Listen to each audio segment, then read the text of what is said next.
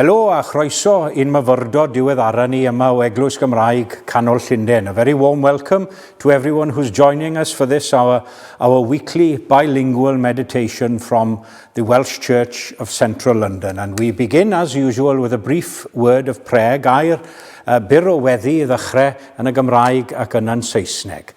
Felly, gawn ni droi at yr arglwydd nawr mewn gweddi, cydweddiwn. Let us pray. Duw a thad ein harglwydd Iesu, gweddiwn ar ei ti helaetha ein gweledigaeth ohonot, dyfnha ein ffydd ynot, ac adnewyddu ein hymddiriadaeth ynot. Arglwydd yr holl genhedloedd, derbyn ein hyddoliad yn awr. God and Father of our Lord Jesus, we pray for you to enlarge our vision of you, deepen our faith in you, and renew our trust in you. Lord of all nations, accept the worship we bring you now. Daiwn yn enw Iesu ei hun. Amen. Wel, ar ôl taith genhadol gyntaf Paul a Barnabas, fe ddarllenwn ni yn llyfr yr actau ei bod nhw'n gwbl argoeddiedig taw bwriad Duw oedd i'r newyddion da am Iesu Grist i gyrraedd yr holl genhedloedd. Ac a dylai'r eglwys fod yn agored i bawb ac i dderbyn pawb ac nid dim ond yr Iddewon yn unig. And it's with this world mission, if you wish, in mind, the preaching of the gospel to the Gentiles as well as to the Jews, we see Paul arriving in Athens. And the first place he visits is the synagogue. That's where his heart is. He is a Jew, of course. And he tried to reason with the Jews, as it says in verse 17, ymrysymodd yn y synagogue gyda'r Iddewon. Nawr, does dim sôn am ganlyniadau i waith ymysg yr Iddewon yn Athen, ond beth sydd gyda ni yw y bregethwyd ganddo yn Athen.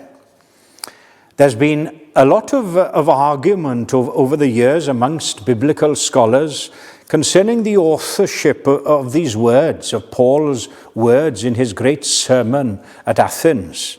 Are they Paul's actual words, or perhaps are they words written by Luke and placed in Paul's mouth? Well, to be totally truthful and honest with you, it's not really that important. The fact that we have the words and the message they contain, I believe that's the most important thing.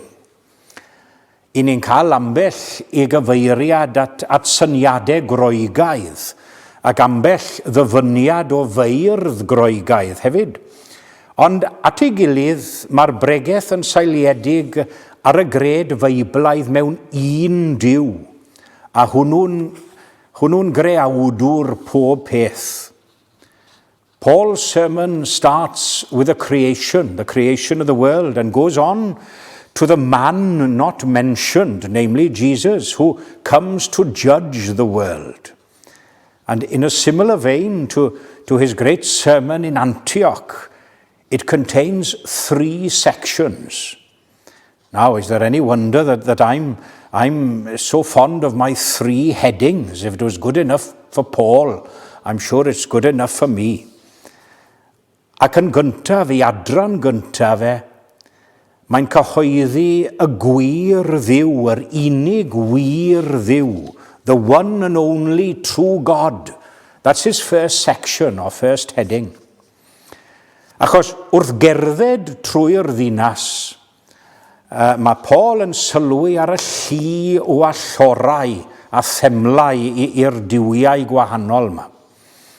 And in noticing these numerous altars and temples around Athens, he says to the people of the city, I perceive that in every way you are very religious.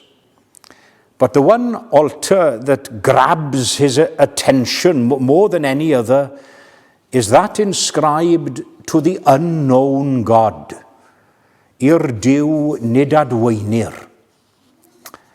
Nawr, doedd athen ddim yn fyr o'i ddiwiau, fel wedi sôn ynghynt, ac roedd gan bob diw ei enw, ei gymeriad unigryw a'i waith penodol. Ond roedd yr allor hon yn arwydd clir fod yr thronwyr athen yn teimlo fod ganddyn nhw hefyd fwy i'w ddysgu am ddirgelwch y diwdod. Ond nhw ddim yn gwybod popeth. Doedd eu hythroniaeth nhw ddim yn gallu cwmpasu'r cyfan oll oedd i'w ddweud am ddiw nac am ddyn chwaith. Paul says to them, "What therefore you worship as unknown, this I proclaim to you." And he goes on to explain that God is so great that nothing created by human hands is able to confine him. Despite all the magnificent temples in Athens, including the greatest of them all, the Parthenon at the top of the Acropolis, and if you've been there yourselves, you know how great and impressive that is. The one true God couldn't be housed within the confines of bricks and mortar. Not even the great temple in Jerusalem, the holies of holies for the Jews. God wasn't confined just within the walls of the temple. Ac onid dyna beth sydd wedi achosi cymaint o drafferth, nid yn unig I ni yng Nghymru, ond ym mhobman am o ni, capelyddiaeth a chariad ac ymrwymiad a thaengarwch I adeilad yn hytrach nag I eglwys Crist ar y ddaear.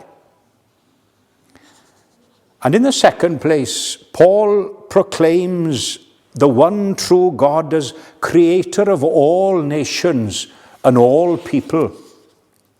No one nation could claim ownership of God or could boast in a vaunting way that they were the chosen people of God. Dyna oedd cred yr Iddewon, wrth gwrs, I bod nhw wedi hethol gan Dduw I fod yn genedl arbennig iddo fe. A'r Atheniaid hwythau hefyd yn ymyfrydu yn wychter eu diwylliant a'i hythronwyr nhw o'r gorffennol. But all of this pride on the part of the Jews and the Athenians was false pride, pride in the wrong kind of thing. Everyone has been created by the same God. Nid grym milwrol na diwylliant, na hanes, na thraddodiad sy'n gyfrifol am dynged cenhedloedd, ond bwriad ac ewyllus Duw. Dyma eiriau ddarllenwn ni yn llyfr y Diarhebion. Lle na cheir arweiniad Duw, bydd y genedl ar chwal, ond gwyn ei fyd y sawl sy'n cadw cyfraith yr arglwydd. A nation without God's guidance is a nation without order. Happy are they who keep the law of God. It's this one true God also who placed in the hearts of people the desire to search for him. And throughout the ages, humankind has been groping around in the darkness, as it were, and failed to see God on so many occasions, although he's been there close at hand all the time. Mae Paul yn dyfynnu geiriau gan ddau fardd groegaidd wedyn ni, I gadarnhau I bwyslais ar agosatrwydd Duw atom ni gyd, oherwydd ynddo ef y rydym yn byw, yn symud ac yn bod. In him we live and move and have our being. And then Paul's third heading, after proclaiming the one true God, and that one true God, the creator of all peoples and all things, his third section is to call for repentance, dyfyrwch, and for the people to return to God, just as John the Baptist and Jesus himself had done. Nawr, roedd canlyniad y bregaeth yn gymysg I ddweud y lleia. the results and outcome of this message and sermon were mixed. Gwawd ar un llaw, scorn and ridicule on the part of the Greek philosophers. Although they did believe in the immortality of the human soul, they couldn't grasp the concept or believe the truth of the fact of the resurrection of the body. Yn eu tîb nhw, carchar oedd y corff a marwolaeth oedd yn rhyddhau yr enaid i fwynhau dedwyddwch y byd ysbrydol am byth. The reaction of others was to wait, I oedi. And we read in verse 32, we will hear you again about this. Pa mae'n addas iddyn nhw. Gallai hynny fod yn ffordd gwrtais o wrthod y neges, wrth gwrs, neu osgoi gwneud penderfyniad yn union fel mae llawer wedi gwneud ar hyd y canrifoedd.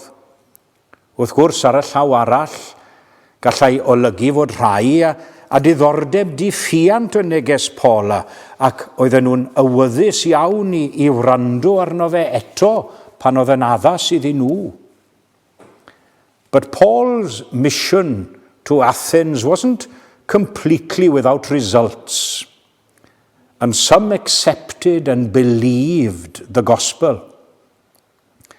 Amongst them, we read of Dionysius, who became the bishop of Athens. He was eventually killed and martyred for his faith, and is today the patron saint of Athens and held in great esteem and reverence by the Greek Orthodox Church. Gwawd oedi derbyn. To ridicule, to wait, or to accept. And hasn't that been the story really throughout the centuries? Ac mae'r un dewis ger ein bron I gyd heddiw a phob dydd o'n bywydau ni mewn gwirionedd, pinau I wawdio y neges, I oedi cyn gwneud penderfyniad, neu I dderbyn Iesu ar ei air, ac I osod ein llawfach eiddyl ni yn ei law gadarn, a thragwyddol ef a llaw I dad, yr unig wir ddiw, yr hwn a greodd yr holl genhedloedd, a'r diw sy'n ein galw ni I edifeirwch ac I droi at o ef, ac iddo ef y bwrgogoniant heddiw ac am byth. Amen.